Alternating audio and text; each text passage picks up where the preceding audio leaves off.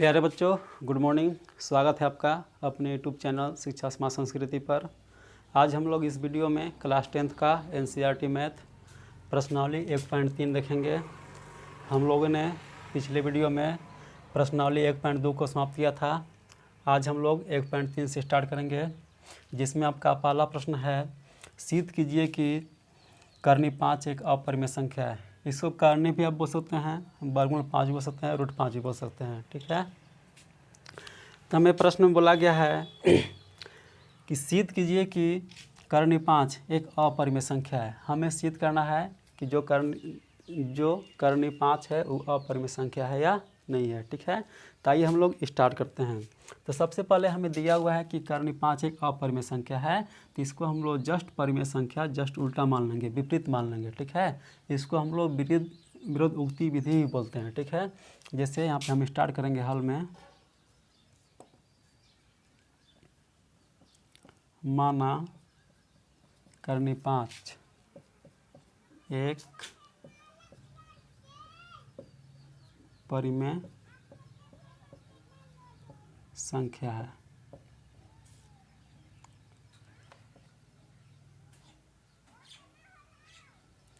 Just हम लोग उसका उल्टा मान लेंगे। ठीक है, अब हम लोग इसको परिमेय संख्या माना है, तो हम कर्णी 5 को a/b के रूप में लिख सकते हैं, क्योंकि परिमेय संख्या आपका p/q के रूप में होता है, a/b के रूप में होता है। ठीक है, अब देखिए a/b आपका क्या है, a और b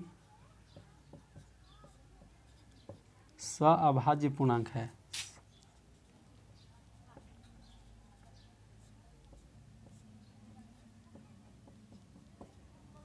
सअभाज्य पूर्णांक है, जहाँ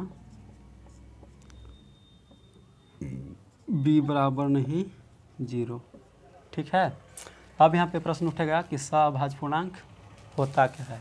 ठीक है, तो वे संख्याएं जिनका एक और स्वयं के अलावा दूसरा अन्य कोई उभयनिष्ठ गुणनखंड न हो, उसे हम लोग सअभाज्य पूर्णांक बोलते हैं। ठीक है, जैसे मान लीजिए कि आपके पास 5/15 है। ठीक है, जब इसको हम लोग हल करेंगे तब 5 × 5 5 3 15 1/3 प्राप्त होगा। अब हम 1 में या 3 में भाग लगाएंगे, या तो स्वयं से लेगा या तो 1 से लेगा, दूसरा अन्य कोई से संख्या से नहीं लेगा। ठीक है, तो इसको हम लोग बोल सकते हैं कि ये सअभाज्य पूर्णांक है। ठीक है, अब इतना करने के बाद हम लोग क्या करेंगे, यहाँ देखिए कर्णी में दिया हुआ है, तो हम क्या करेंगे, दोनों तरफ वर्ग कर देंगे। दोनों तरफ वर्ग करने पर, ठीक है, इधर वर्ग करेंगे तो यहाँ पे स्क्वायर हो जाएगा, फिर बराबर a/b का होल स्क्वायर हो गया। ठीक है, अब कर्णी 5 गुना कर्णी 5, तो ये आपका आ जाएगा 5, यहाँ पे लिखेंगे हम लोग 5 बराबर a का स्क्वायर बराबर b का स्क्वायर, अलग अलग हो जाएंगे। ठीक है, अब हम लोग क्या कर देंगे, तिर्यक गुना कर देंगे, नीचे कुछ नहीं तो 1। ठीक है, यहाँ पे लिख भी दीजिए, या नहीं लिखिएगा तब पर भी कोई बात नहीं है। ठीक है, अब देखिए 5 में करेंगे 20 से गुना, तो 5b स्क्वायर, फिर बराबर 1 में करेंगे तो ये a स्क्वायर। ठीक है, अब b स्क्वायर को हम लोग यहाँ पे रहने देंगे, फिर बराबर a स्क्वायर अपना जगह पर है, फिर बट्टा ये गुना में आपका चल जाएगा भागा में। ठीक है, अब देखिए एक बात यहाँ पे नोट करना है आपको कि a स्क्वायर 5 से विभाज्य है। a स्क्वायर में 5 से भागा लग रहा है, तो a में भी 5 से भागा लगेगा। जैसे मान लीजिए कि आपके पास 4 की स्क्वायर है, अब इसमें 2 से भागा लग रहा है, 4 स्क्वायर 2 से विभाज्य है, तो जो 4 होगा वो भी 2 से क्या होगा, विभाज्य होगा। ठीक है, तो यहाँ पे हम लिखेंगे a स्क्वायर 5 से विभाज्य है,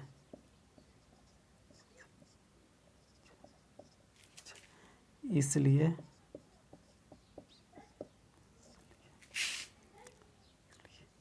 a भी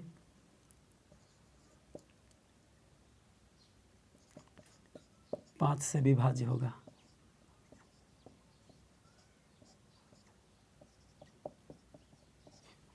ठीक है। इसको हम बनाते हैं कथन ए, ठीक है। अब यहाँ पे देखिए कि जो ए स्क्वायर है वो 5 से विभाज्य है, ठीक है। तब हम यहाँ पे लिख सकते हैं तब ए का एक गुणनखंड 5 होगा, ठीक है। और जब ए का एक गुणनखंड 5 होगा तो इसको हम लिख सकते हैं ए बराबर 5m, ठीक है। अब प्रश्न यहाँ पे उठेगा कि ए का गुणनखंड 5 क्यों होगा और ए बराबर 5m आप कैसे लिख दिए, ठीक है। तो यहाँ पे आप थोड़ा सा समझिए कि मान के चलिए कि आपके पास 25/5 है। जब इसका गुणनखंड करेंगे तो मान लीजिए कि 5 गुना 5 हमें प्राप्त होगा, ठीक है। तो यहाँ वाला देखिए संख्या आपको तो एगो ना एगो आपको 5 मिलेगा ही मिलेगा, ठीक है। तो हम 25 में 25 का गुणनखंड करेंगे तो एगो संख्या तो हमें 5 मिलेगा ही मिलेगा। तो हम यहाँ पे क्या लिखे हैं कि तब एक का एक गुणनखंड का होगा 5 होगा। अब देखिए यहाँ पे 25 है, 25 को हम लिखे हैं 5 गुना 5, ठीक है। तो जो m है वो आपका पीछे वाली संख्या है, ठीक है। आप मान लीजिए कि आपके पास 24 है, ठीक है। इसको हम 2 से भाग लगा रहे हैं तो आपको तो 2 गुना 12, एक तो 2 आपको प्राप्त होगा। और जो पीछे वाली संख्या होगा ई वाला संख्या आपका कुछ भी हो सकता है, ठीक है। तो उसको हम क्या बोल दिए हैं, m बोल दिए हैं। अब हम क्या करेंगे, इसको बनाते हैं समीकरण 1, ठीक है। अब a का मान हम समीकरण 1 में रख देंगे। यहाँ पे लिखेंगे a का मान समीकरण 1 में रखने पर, ठीक है। तो समीकरण 1 आपका ये है 5b स्क्वायर बराबर a स्क्वायर।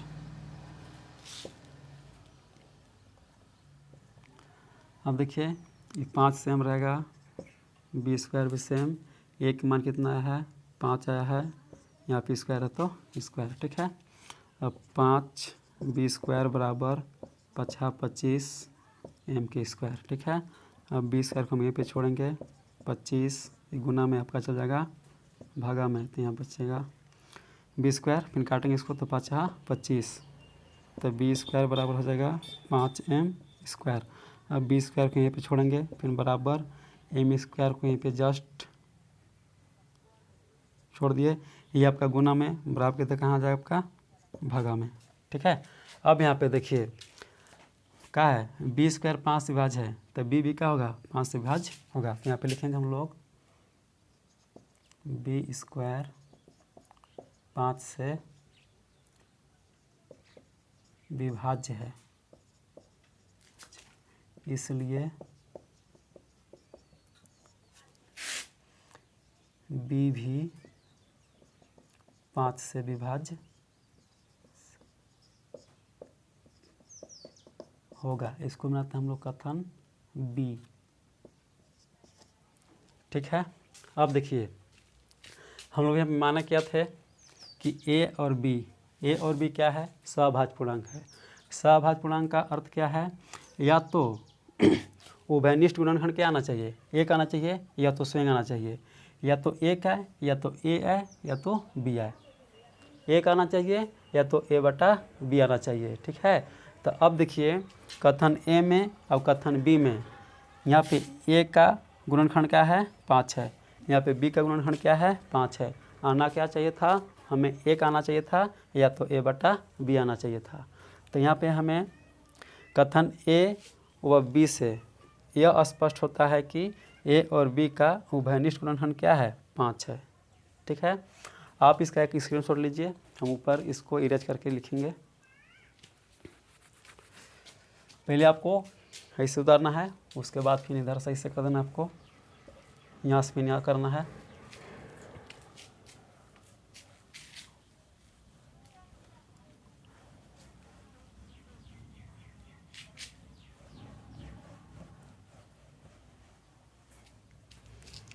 यहाँ पे लिखेंगे हम कथन a व b से ए व बी से ए और बी का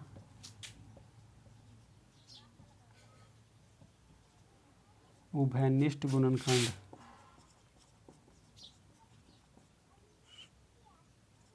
उभयनिष्ठ गुणनखंड 5 है। ठीक है। कथन ए व बी से हमें क्या प्राप्त हुआ है, दोनों में ए का 5 है और बी का भी 5 है। आना क्या चाहिए था, या तो ए का या तो ए बटा बी है। ठीक है।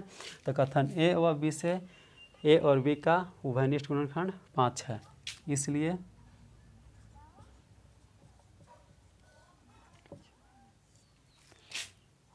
ए बटा बी एक अपरिमेय संख्या है।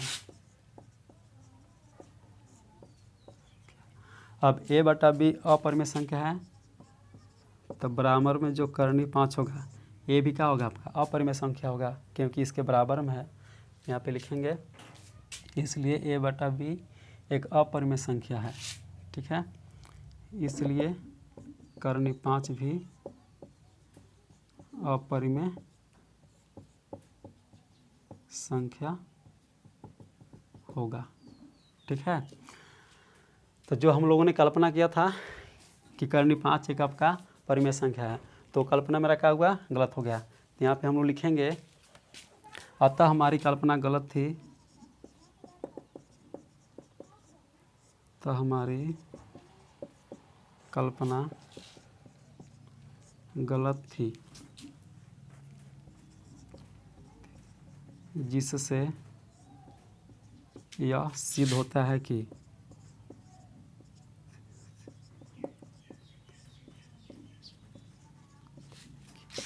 करनी 5 एक अपरिमेय संख्या है। यही हमें प्रूव करना था। ठीक है। आप क्वेश्चंस को एक बार 2 बार अपने से रिपीट कीजिए, स्वयं अपने आप आने लगेगा। ठीक है। और जहाँ पे आपको समझ में ना आए, आप कमेंट बॉक्स में लिखें, वीडियो दोबारा बना के यूट्यूब में आपको डाल दिया जाएगा। ठीक है। और जहाँ पे लिखा हुआ नहीं पढ़ाता है, वहाँ पे हम पढ़ लेते हैं, वहाँ पे बोल देते हैं, उसको सुन के आपको समझ लेना है। ठीक है। अब हम लोग प्रश्न संख्या 2 की ओर बढ़ते हैं। इसका स्क्रीनशॉट आप ले लीजिए फटाक से।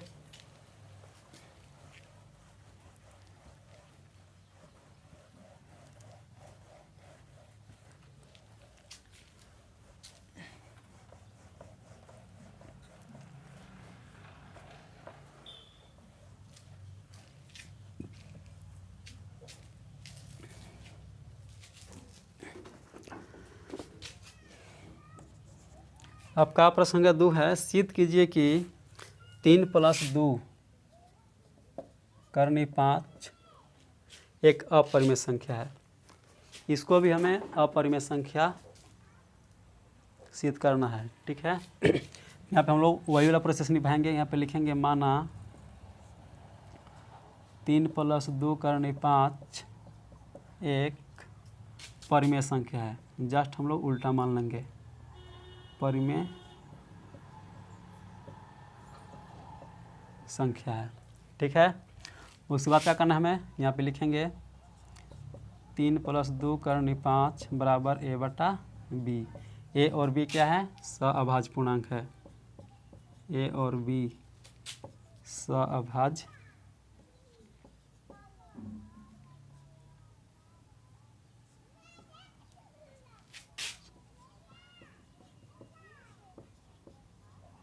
पूर्णांक है, जहाँ b बराबर नहीं 0। ठीक है। अब इसको हम लोग सअभाज्य पूर्णांक माने हैं, तो उसका कॉमन क्या आना चाहिए, एक आना चाहिए, या तो a बटा b आना चाहिए। ठीक है। तो हम यहाँ पे क्या करेंगे, 2 करनी 5 को सेम छोड़ेंगे, फिर a बटा b। ये आपका प्लस में है, बराबर को उधर आपका चला जाएगा माइनस में। ठीक है। ये ला संख्या अभी तक सेम रहेगा। फिर यहाँ पे एलसीएम लेंगे तो बी एलसीएम आएगा, बी से बी कटेगा तो यहाँ पे ये बचेगा, फिर माइनस यहाँ पे 3 भी हो जाएगा। ठीक है। अब करनी 5 को हम लोग यहाँ भी छोड़ देंगे, तो यहाँ पे लिखेंगे a - 3b बटा गुना में चल जाएगा, तो यहाँ पे हो जाएगा 2b। अब यहाँ पे देखिए ए और बी क्या है, सअभाज्य पूर्णांक है, तो ये क्या होगा परिमेय संख्या होगा। लेकिन ये तो परिमेय संख्या है तो क्या इसको भी तो परिमेय संख्या होना चाहिए ना। अभी हम लोगों ने प्रश्न संख्या 1 में इसको क्या सिद्ध किए हैं, अपरिमेय संख्या सिद्ध किए हैं। तो जब ये आपका परिमेय संख्या है तो इसको भी परिमेय संख्या होना चाहिए था, ठीक है। लेकिन वास्तव में क्या है, ये आपका अपरिमेय संख्या है। यहाँ पे हम लोग लिखेंगे क्योंकि ए और बी पूर्णांक है, इसलिए a-3b/2b एक परिमेय संख्या, ठीक है। ए और बी क्या है, आपका पूर्णांक है, इसलिए a-3b/2b एक परिमेय संख्या है। जब ई परिमेय संख्या है तो ये भी आपका क्या होगा, परिमेय संख्या होगा। परिमेय संख्या है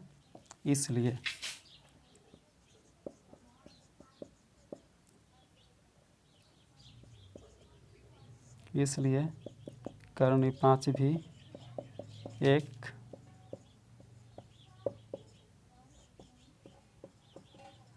परिमेय संख्या होगी, जो कि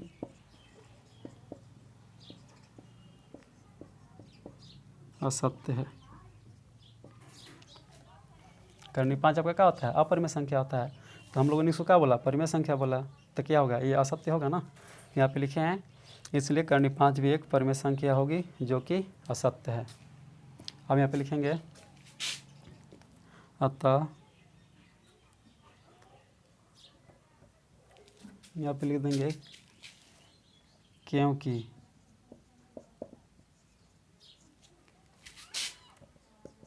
कर्ण 5 एक अपरिमेय संख्या है, ठीक है। अब हम लोगों ने कल्पना क्या किया था, इसको परिमेय संख्या माने थे। यहाँ पे हम लोग लिखेंगे अतः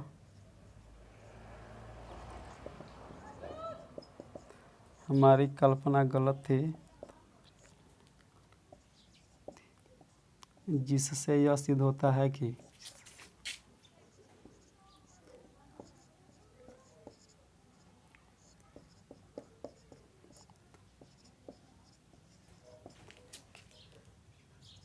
तीन प्लस 2 कर्ण 5 एक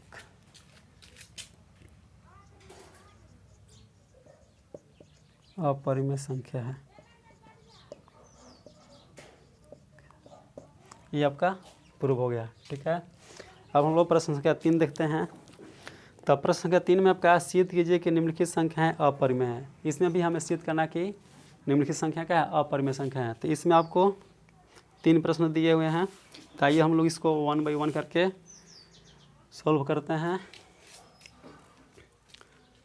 इसका आप स्क्रीनशॉट लीजिए।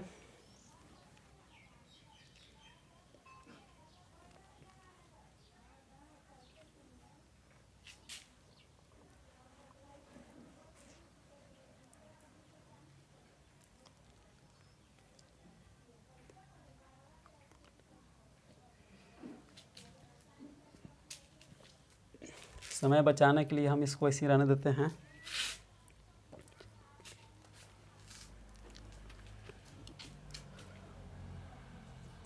तीसरा के पहला आपका है 1/2, ठीक है। तो इसको हमें अपरिमेय संख्या सिद्ध करना है, तो जस्ट हम लोग इसका उल्टा मान लेंगे। यहाँ पे लिखेंगे माना 1/2 एक परिमेय संख्या है।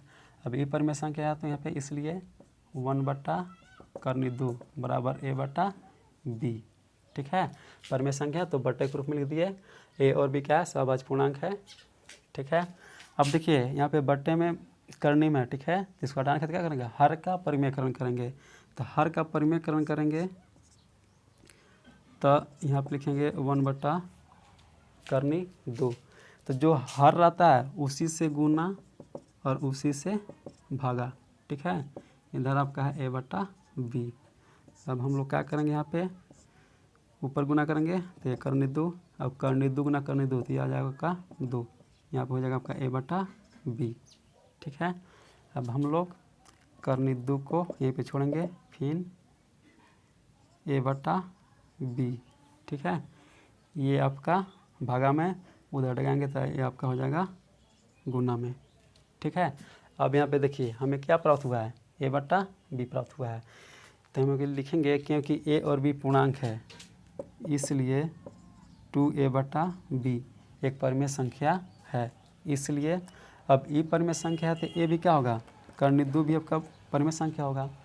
तो यहाँ पे इसलिए कर्णित 2 भी एक परिमेय संख्या होगी, जो कि क्या है, असत्य है। वास्तव में क्या है, जो कर्णित 2 है आपका अपरिमेय संख्या है, असत्य है, क्योंकि कर्णित 2 एक अपरिमेय संख्या है। अतः हमारी कल्पना गलत थी, जिससे यह सिद्ध होता है कि 1/कर्णित 2 एक अपरिमेय संख्या है।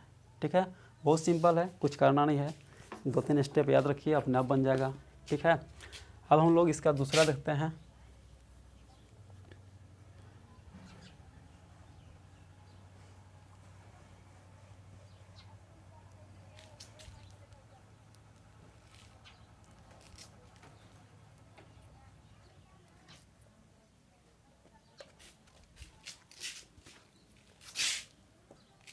दूसरा प्रश्न आपका है 7×5। ठीक है, तो इसको भी हम लोग जस्ट उल्टा मान लेंगे। 7×5 एक परिमेय संख्या है। अब यहाँ पे लिखेंगे, इसलिए 7×5 बराबर a/b। ए और बी क्या आपका सहभाज्य पूर्णांक है। ठीक है, अब ×5 को हम लोग यहाँ पे छोड़ेंगे, फिर ये गुना में आपका चल जाएगा भागा में, तो यहाँ जाएगा a/7b। ठीक है, अब यहाँ पे देखिए a और b क्या है, पूर्णांक है। तो यहाँ पे लिखेंगे कि a और b पूर्णांक है, इसलिए a/7b एक परिमेय संख्या है। अब एक ई परिमेय संख्या है, तो ये भी क्या होगा आपका परिमेय संख्या होगा। तो यहाँ पे लिखेंगे इसलिए ×5 भी एक परिमेय संख्या होगी, जो कि क्या है, असत्य है। वास्तव में आपका क्या है, ×5 एक आपका अपरिमेय संख्या है। तो हम लोगों ने क्या कह दिया, इसको परिमेय संख्या कह दिया। तो यहाँ पे लिखेंगे क्योंकि, जो कि असत्य है, क्योंकि ×5 एक अपरिमेय संख्या है। अतः हमारी कल्पना गलत थी, जिससे यह सिद्ध होता है कि 7×5 एक अपरिमेय संख्या है। ठीक है, इसको थोड़ा सा आप ऊपर लिखिएगा, हम मिटकाने के चलते थोड़ा सा इसको इसी में समझा दिए आपको। ठीक है, यदि आपको कहीं पे भी दिक्कत लग रहा होगा तो आप कमेंट बॉक्स में ज़रूर लिखें। ठीक है, और यदि वीडियो आपको अच्छा लग रहा होगा तो आप अपने दोस्तों में शेयर करें। यदि आप चैनल पर नए हैं तो चैनल को लाइक करें, सब्सक्राइब करें, अपने दोस्तों में शेयर करें। ठीक है, अब इसका प्रश्नावली 1.3 का अंतिम है और तीसरा का भी अंतिम है।